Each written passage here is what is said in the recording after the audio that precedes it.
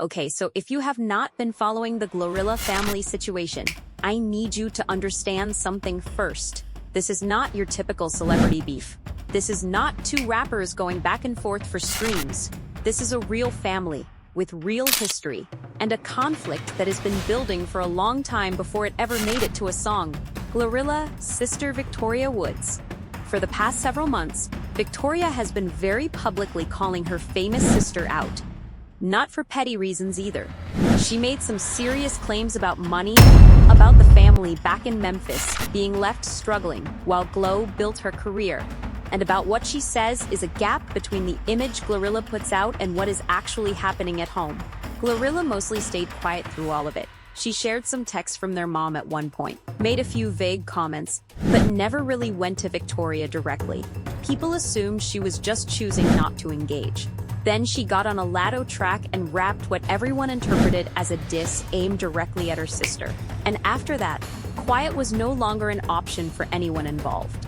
So the track is called GOMF, which stands for Get Out My Face. It is the third single from Latto's upcoming album Big Mama, which she announced alongside her pregnancy earlier this year. The song samples a well-known early 2000s record, has a music video with the Soulja Boy cameo, and the two of them basically spend the whole thing shutting down rumors and critics. On Latto's end, it fits perfectly into the tone she has been setting for this album rollout. She is pregnant, she is confident, she is not taking anything from anybody. GloRilla, quote, S-verse though, that is where things got complicated. She raps about someone who is always begging for money, someone who had options and did not take them, and she uses the phrase freaky stud, which fans immediately recognized as a reference to Victoria's sexuality, something that had already come up in previous family drama online. She never says the name. She does not have to. Anyone who had been watching this situation already knew exactly what she was referring to. Added. On top of that, there is an interlude where GloRilla talks about not clearing anything up, about being tired of people constantly poking at her, about how she is done responding through words, and then she flips into something softer. She raps about her boyfriend Brandon Ingram, talks about wanting to have his baby eventually, and paints this picture of a life she is actually excited about. It is two completely different energies sitting next to each other in the same song. And honestly, that combination made the track feel more real than a lot of what gets released as clap-back music. The song got a lot of attention quickly.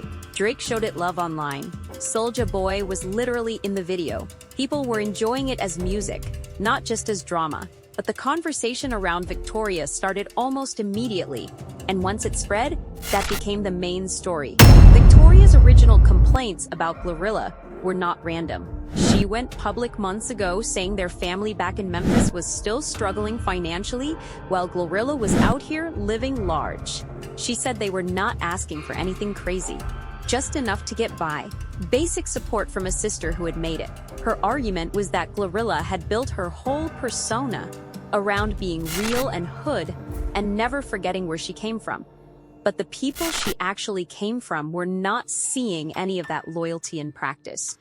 That is a heavy thing to say publicly, and it clearly came from a place of real frustration, not just wanting clout. Whether you believe Victoria or not, the accusation was specific enough that it was hard to just wave away. What made it more complicated was that some people online started turning on Victoria too as the weeks went on. She posted about their dad attending a basketball game while apparently having bill problems, and people called her out for not helping him herself since she had supposedly been making decent money from interviews. She responded that she was not going to help because he had taken GloRilla's side. So the whole family dynamic started looking messy in multiple directions, not just one. By the time GOMF dropped, people were already watching the situation closely.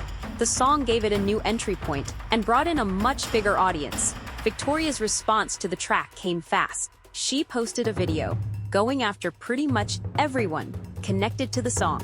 Bad bitches, she ain't capping, man. Black whips, bad bitches, get out my face, hold 'em up. Starting with Latto, she made two specific claims.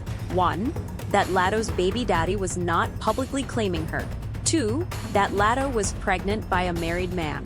She questioned why a pregnant woman was inserting herself into a family conflict that had nothing to do with her, and she was not gentle about it. Then she went after Drake, who had shown love to the song online. Her point was basically that this was a man who had just spent serious time and money pursuing legal action over a diss track aimed at him. And now he was out here applauding a diss track aimed at someone else? She thought the hypocrisy was worth pointing out loudly. Soulja Boy caught it too, mostly for the cameo and for being associated with the song at all. She questioned his relevance and his style, said he was lame, and moved on. The Cardi B comparison was the moment that got clipped and shared more than anything else. She basically said GloRilla and Latto had to team up on a song just to generate the kind of attention Cardi B gets on a solo record. Whether that comparison holds up is debatable, but it was a sharp thing to say, and people responded to it strongly either way. The claim about a married man connected directly to something the fanbase had already been chewing on for months. When Latto announced her pregnancy back in March, she did not name the father. Sadder, the announcement came through her album cover and a music video for her single, Business and Personal. In that video, there is a shot of a tattooed hand resting on her belly. Personal. This shit business and personal. And fans spent a while comparing those tattoos to 21 Savage's. Later, her baby shower invitations apparently had details, names, and a specific symbol that people linked back to 21's real identity. And Latto had confirmed around late 2025 that 21 was her boyfriend, so the dots were already pretty much connected in most people's minds, even without an official statement. The married man angle came from the fact that 21 Savage has an alleged wife named Kiana Joseph. The details of that situation are genuinely unclear. Some people think the marriage was connected to immigration circumstances around the time of his 2019 arrest. Others think they are still together in some capacity. Kiana apparently liked Latto's pregnancy announcement on Instagram, which made people even more confused about what the actual situation is. So when Victoria said married man, she was clearly pointing at all of that. And the comment landed because there was already enough ambiguity around 21's relationship status to make people wonder. Around the same time that Victoria's video was making its rounds, 21 Savage posted on his Instagram story. He wrote that he was learning things about his life from the internet, with a few laughing emojis. He tagged nobody, said nothing specific, and then it was gone. People interpreted it as a response to Victoria, or at least a response to all the speculation about him. Some read it as him saying he is not actually married. Some thought he was just laughing at how much people think they know.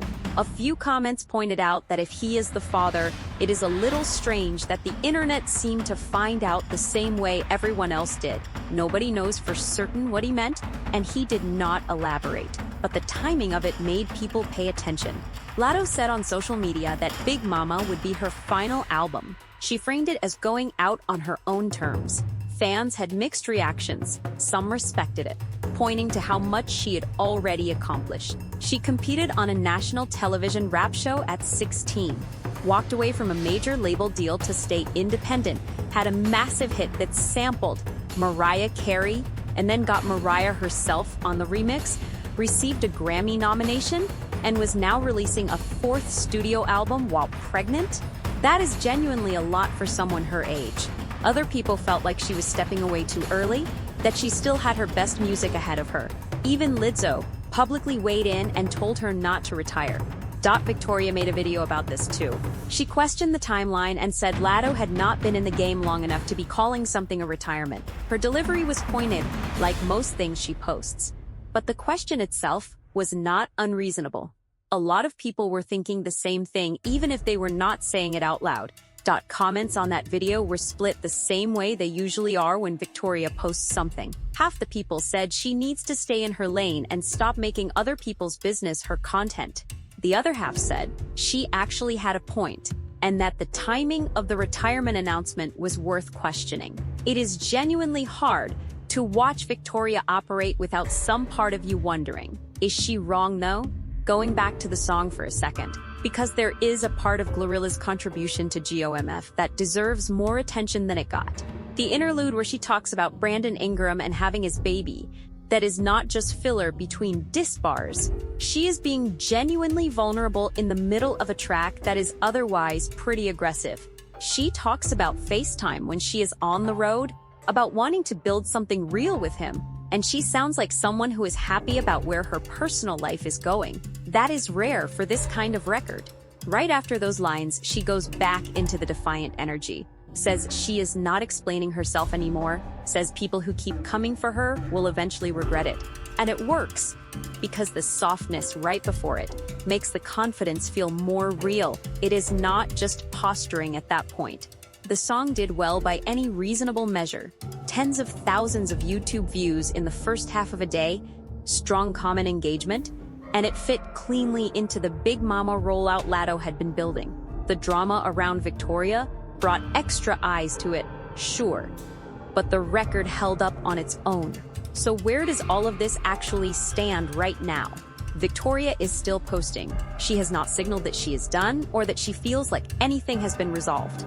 GloRilla put her response in a song and has stayed relatively quiet otherwise. Latto is in the final stretch of her pregnancy and her album rollout at the same time, which is already a lot without the added layer of being pulled into someone else's family conflict. 21 Savage remains about as private as he has always been on personal matters. Drake liked a post and ended up catching more heat than he probably anticipated. Soulja Boy was in the video and got called lame for it, which is not the worst thing that has ever happened to someone as a result of a cameo. The album has not come out yet. Big Mama is supposed to be Latto's last project, and based on everything she has put into the rollout, the pregnancy announcement, the singles, the features, the visual storytelling, it is clearly something she has put real thought into. Whether or not it ends up being a retirement album in practice remains to be seen. Artists say they are retiring and then come back. It happens all the time. But the intent, at least publicly, is that this is it for her as a recording artist. Victoria will probably have something to say when the album drops. She has had something to say about everything else connected to this situation, so there is no reason to assume that changes, whether GloRilla responds beyond the music, whether the family situation ever gets addressed privately or publicly, whether any of this resolves, genuinely hard to say. What is clear is that this started as a family argument about money and loyalty, turned into a public feud, and then got wrapped into one of the more talked about album rollouts in hip-hop this year. That is a strange combination of things to have all happening at once. But that is kind of where we are. Big Mama drops soon. We will see what comes